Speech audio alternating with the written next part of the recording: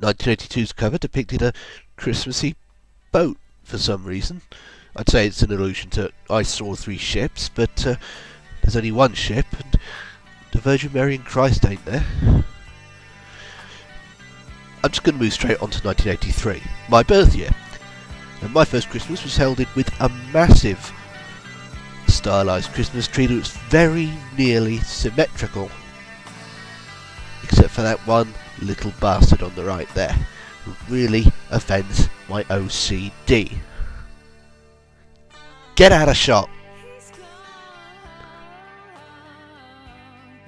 1984 is one of my favourites. It's a fantastic little slice of seasonal pareidolia that I think it's worth just staring at until you figure out what you're actually looking at.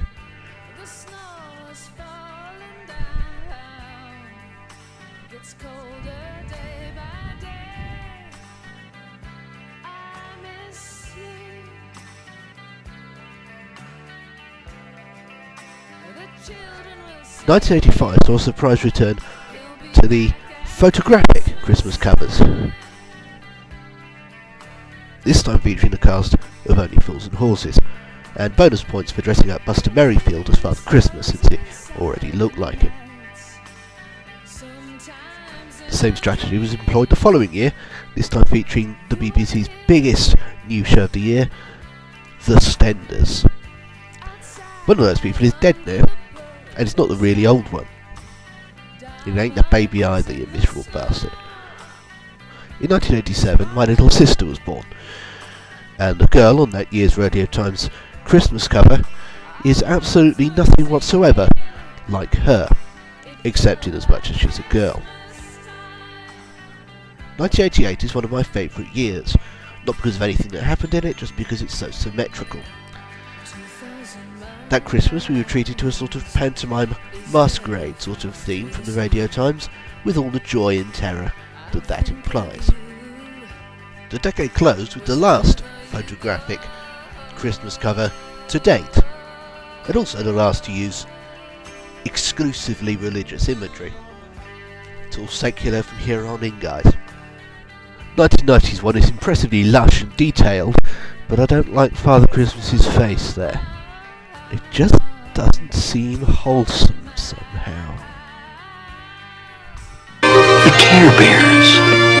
Moving on, 1991's one was one of the earliest ones I remember, partly because of its conceit that Father Christmas there is reading a copy of the Radio Times that's got him on the cover, reading a copy of the Radio Times that's got him on the cover, reading a copy of the Radio Times that's got him on the cover, reading a copy of the Radio Times, which blew my little mind. And also because this was the first Christmas issue since the TV listings were deregulated, because it was the Thatcher government, they had to deregulate everything they could get their hands on. Previously, Radio Times had only done the BBC channels, and ITV Channel 4, and later satellite channels as well, were done by the TV Times, which was then run by the IBA. And newspapers notwithstanding, those were the only two TV listings magazines in the country, until 1991, when the market was thrown open, and as a result BBC and TV Times started printing everybody's listings at once. Consequently, this thing was colossal. 2 weeks worth of TV and radio listings for all four channels, plus what was now Sky B.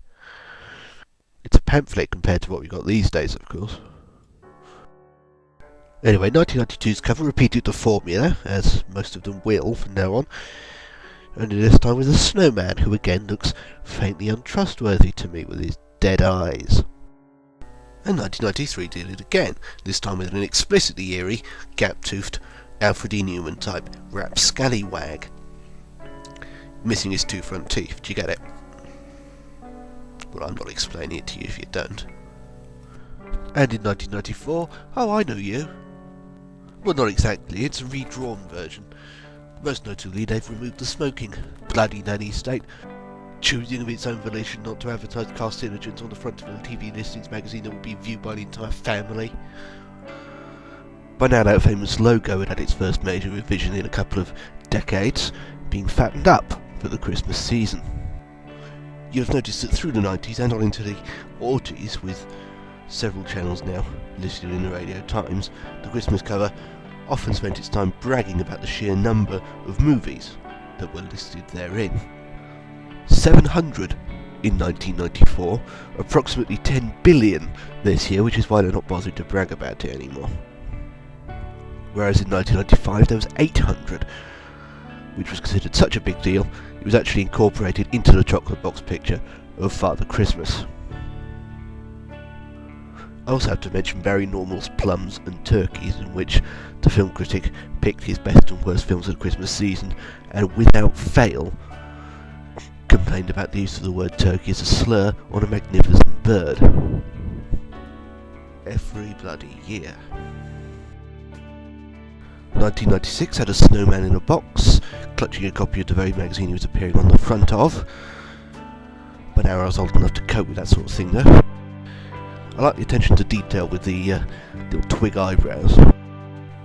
1997 is another one of my favourites because it issued the whole Quality Street tin picture of Father Christmas for something a little bit more esoteric and angular.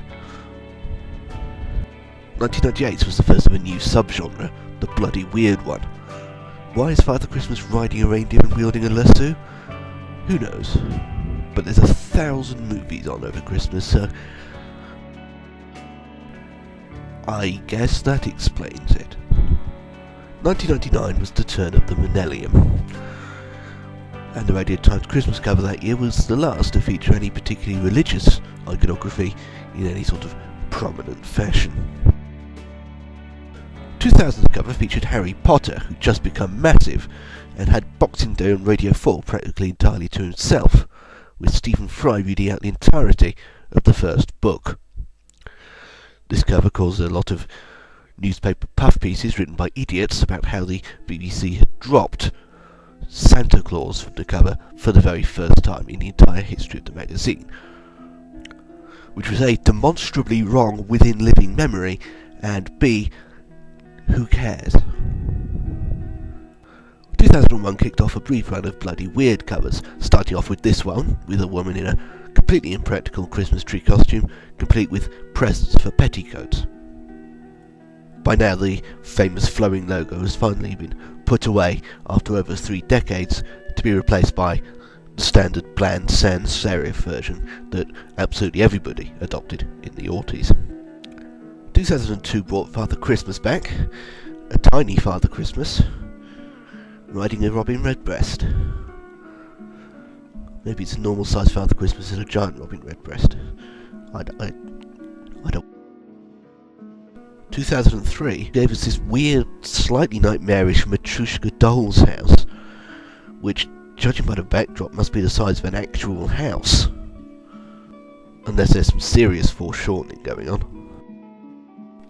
2004 essentially ended this run of oddity with Father Christmas in a plane with his reindeer flying around a gigantic Christmas pudding planetoid. 2005, which saw a further and to-date final adjustment to the logo, also saw the first time in a long while, Harry Potter notwithstanding, that a Christmas cover had been dedicated to a single programme, the biggest programme that the BBC had that year. Inevitably there were more puff pieces about how they were axing Father Christmas and blah blah blah, written by imbeciles for the benefit of morons. Fortunately, Kringle was back with Pride of Place the following year, with this rather sweet little image. It was also the first Radio Times Christmas issue to self-describe as legendary, which is a mistake. I'm not saying it isn't legendary, I've just spent the first part of half an hour talking, but a legend doesn't have to tell people it's a legend. It's like someone wearing a silly hat and saying, "Look at me, I'm eccentric." No, you're not, you're just an irritant. He was back again the following year with this wonderfully silly little picture, before stepping aside in 2008 in favour of Wallace and Gromit in honour of their first BBC short for 12. And yes, again, he's reading the Radio Times that he's on the cover of while he's on the cover of it. 2009's one, for the first time, had variant covers to mark the departure of David Tennant from Doctor Who, which is nice. This is also the first time so far that Father Christmas has appeared as the cover star. Last year Wallace and Gromit came back for no apparent reason, I love him as much as the next guy, but this seemed vaguely desperate at the time, like they couldn't think of anything else. And so they turned to self-plagiarism. This year they've got this wonderfully retro-looking thing, which again comes in different versions. Take a look, even the logo's hand-drawn. This is also the first Radio Times Christmas post-BBC magazines, because the cuts they've been forced to make include to their commercial arm, meaning they've had to sell the Radio Times to, I don't know, some chances. We'll have to see where the new owners take it. Once the official organ of the BBC no longer has any connection or obligations to the corporation, it may not even survive in print at the end of the decade.